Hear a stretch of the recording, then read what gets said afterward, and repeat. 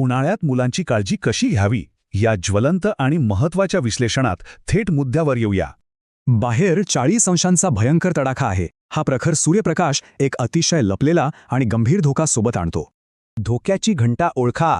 मुलांचा चेहरा लाल होणे, चक्कर येणे किंवा उलट्या होणे या गंभीर लक्षणांकडे अजिबात दुर्लक्ष नको. मग एक मोठा प्रश्न पडतो, या कडक उन्हात मुले सुरक्षितपणे कशी खेळू शकतील? यावर एकच खात्रीशीर उपाय आहे. जनहितासाठी सर्वांनी पाण्याचे हे 5 सुवर्ण नियम कटाक्षाने पाळायलाच हवेत. नियम पहिला, हायड्रेशन. घराबाहेर खेळायला जाण्यापूर्वी भरपूर पाणी पिणं अनिवार्य आहे.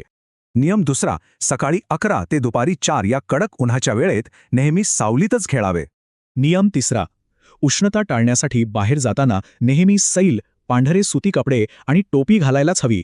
नियम चौथा, शरीराला थंडावा देण्यासाठी कलिंगड, काकडी किंवा ताक यांसारख्या ताजेतवाने करणाऱ्या पदार्थांचे सेवन नक्की वाढवा. आणि 5वा नियम, अचानक चक्कर आल्यासारखे वाटले तर लगेच सावलीत जाऊन डोक्यावर ओला कपडा ठेवावा. थेट उन्हातील असुरक्षित खेळ आणि सावलीतील सुरक्षित खेळ यातील हा महत्त्वाचा फरक नेहमी लक्षात ठेवा. उन्हाळ्यात सुरक्षितता महत्त्वाची आहे, पण मुलांचा खेळ थांबता कामा नये. आजच या नियमांची अंमलबजावणी नक्की करूया. हा व्हिडिओ नक्की लाईक आणि शेअर करा आणि विद्यार्थी मित्रांनो, गरुडा अकॅडमी PCMCच्या चॅनलला सबस्क्राईब करायला विसरू नका.